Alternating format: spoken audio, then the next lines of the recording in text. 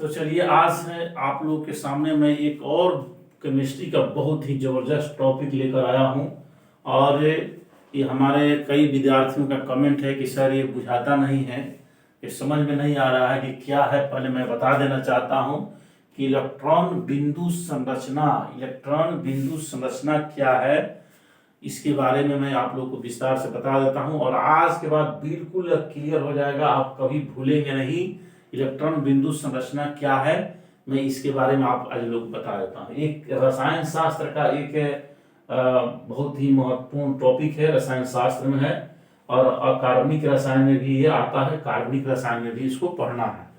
तो अब इसको मैं बता देता हूं। इसको समझने के पहले इलेक्ट्रॉन बिंदु संरचना क्या है, इसमें इसके नाम में ही इसकी परिभाषा छुपा हुआ। मैंने बताया था कि जो भी मैं चीज बताऊंगा उसी टॉपिक में जो आपका क्वेश्चन रहेगा उसी में मैं आंसर बता दूंगा। देखिए यहां लिखा है इलेक्ट्रॉन बिंदु संरचना, यानी इलेक्ट्रॉन को बिंदु के रूप में दिखाने को इलेक्ट्रॉन बिंदु संरचना कहते हैं। याद रखिए, इलेक्ट्रॉन को बिंदु के रूप में दिखाने को इलेक्ट्रॉन बिंदु संरचना कहते हैं। अब यहां सवाल पैदा होता है कि किस इलेक्ट्रॉन को दिखाएंगे। तो चलिए मैं बता देना चाहता हूं कि किसी भी तत्व के पहले हम उसका इलेक्ट्रॉनिक विन्यास करते हैं। जैसे मान लीजिए सोडियम हम लेते हैं, सोडियम का परमाणु संख्या होता है 11। जब इसको हम सोडियम को तोड़ते हैं इसकी, तो पहली फर्स्ट कक्षा जो है उसमें 2 इलेक्ट्रॉन, उसके बाद 8 इलेक्ट्रॉन, उसके बाद 1 इलेक्ट्रॉन।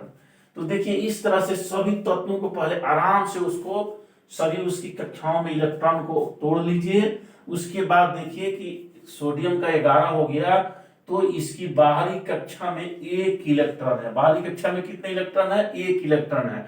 उसके बाद ये जो है इसके बाहरी कक्षा के इलेक्ट्रॉन को छोड़ करके ये 2 और 8 यानी 10 इलेक्ट्रॉन है। तो देखिए ये जो बाहरी कक्षा के इलेक्ट्रॉन है इसको कहते हैं संयोजी इलेक्ट्रॉन इसको कहते हैं। और बाकी इसके छोड़ करके जो शेष इलेक्ट्रॉन है इसको कहते हैं कोर इलेक्ट्रॉन। तो जो शेष इलेक्ट्रॉन है इसको शेष इलेक्ट्रॉन को कहते हैं कोर इलेक्ट्रॉन। और जो बाहरी कक्षा के इलेक्ट्रॉन है इसको कहते हैं संयोजी इलेक्ट्रॉन। तो अब देखिए जब इलेक्ट्रॉन बिंदु संरचना हम दिखाएंगे तो अब यहां सवाल उठता है कि किस इलेक्ट्रॉन को दिखाएंगे। 2 इलेक्ट्रॉनों को मैंने तो दिखाना है, लेकिन यहाँ 2 प्रश्न उठता है कि या संयोजी इलेक्ट्रॉन को दिखाएंगे या कोर इलेक्ट्रॉन को दिखाएंगे। तो निश्चित रूप से आप जान लीजिए कि इलेक्ट्रॉन बिंदु संरचना में हम लोग संयोजी इलेक्ट्रॉन को दिखाते हैं। यानी इस सोडियम के अगर हम इलेक्ट्रॉन बिंदु संरचना दिखाना होगा तो हम यहाँ Na लिखेंगे और इसके बाद 1 इलेक्ट्रॉन बाहरी कक्षा में है तो 1 बिंदी इसके बगल में ऐसे दे देंगे।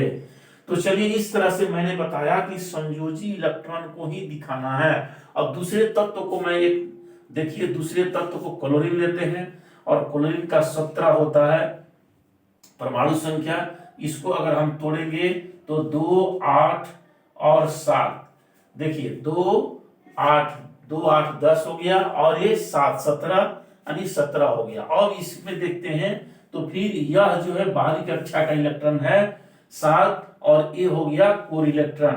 तो फिर इसमें भी हम दिखाना होगा तो इसमें भी बाहरी कक्षा के इलेक्ट्रॉन को ही दिखाएंगे, यानी Cl करके बिंदी के रूप में 1 2 3 4 5 6 और ये 7। तो इस तरह से ये क्लोरीन का इलेक्ट्रॉन बिंदु संरचना हो गया। इसी तरह से किसी भी तत्व को आप ले लीजिए और जैसे लेकर के इसको, जैसे नाइट्रोजन को हम लेते हैं, नाइट्रोजन के परमाणु संख्या 7, तो इसको अगर हम तोड़ेंगे तो इसका 2 और फिर उसके बाद अंतिम कक्षा में जो है 5। तो देखिए एक कोर इलेक्ट्रॉन हो गया, ये संयोजी इलेक्ट्रॉन हो गया। तो फिर इसको सोडियम का अगर नाइट्रोजन को दिखाना होगा तो Na करके N करके नाइट्रोजन N लिख करके और इसमें 5 इलेक्ट्रॉन को दिखाएंगे, 1 2 3 4 और 5।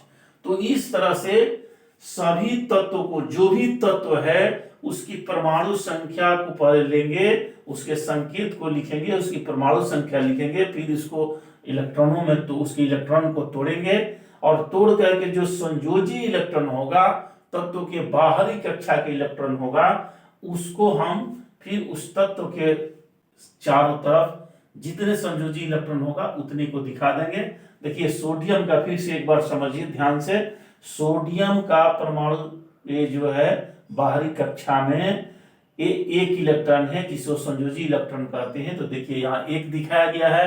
चलिए यहाँ आ जाइए क्लोरीन को देखिए। क्लोरीन में यहाँ 2, यहाँ 17 है परमाणु संख्या, 2, 8, 7। तो इसका बाहरी कक्षा में 7 इलेक्ट्रॉन है, इसलिए क्लोरीन के इलेक्ट्रॉन बिंदु संरचना यहाँ देखिए 1, 2, 3, 4, 5, 6 और 7। आप एकदम दिमाग में बसा लीजिए कि हमको संयोजी इलेक्ट्रॉन की संख्या को ही इलेक्ट्रॉन बिंदु संरचना में दिखाना है। इसी तरह से आप किसी भी तत्व को ले लीजिए, जैसे आप मैग्नीशियम को लीजिए 12, इसमें तोड़िए 2, 8 और लास्ट में बच रहा है 2, यानी 10, 2, 12। तो यहाँ फिर संयोजी इलेक्ट्रॉन हो गया 2, फिर इसको दिखाना होगा तो Mg करके और इसको 2 बिंदी देंगे यानी 2 इलेक्ट्रॉन। तो इस तरह से इलेक्ट्रॉन बिंदु संरचना क्या है, अब इसको परिभाषा अगर कहेंगे तो इलेक्ट्रॉन बिंदु संरचना एक ऐसी व्यवस्था है जिसमें किसी तत्व के संयोजी इलेक्ट्रॉन को उसके चारों तरफ बिंदी के रूप में या बिंदु को रूप में दिखाया जाता है। इलेक्ट्रॉन बिंदु संरचना एक ऐसी व्यवस्था है जिसमें किसी तत्व के संयोजी इलेक्ट्रॉन को उस तत्व के संकेत के बाहर में दिखाया जाता है। याद कर लीजिए, इलेक्ट्रॉन बिंदु संरचना एक ऐसी व्यवस्था है जिसमें किसी तत्व के संयोजी इलेक्ट्रॉन को उस तत्व के बाहर बिंदु के रूप में दिखाया जाता है। तो इसी तरह से एक छोटा चैप्टर है और आप लोग का स्पष्ट समझ में आएगा। इस तरह से किसी भी तत्व को लीजिए, उसको तोड़िए और उसके इलेक्ट्रॉन को, जो संयोजी इलेक्ट्रॉन है, उसके चारों तरफ इस तरह से बिंदु के रूप में दिखा दीजिए। तो यह एक इलेक्ट्रॉन बिंदु संरचना का छोटा सा टॉपिक था। हम समझ रहे हैं कि आप लोगों को बखूबी समझ में आया होगा। चलिए फिर मिलते हैं अगले क्लास में।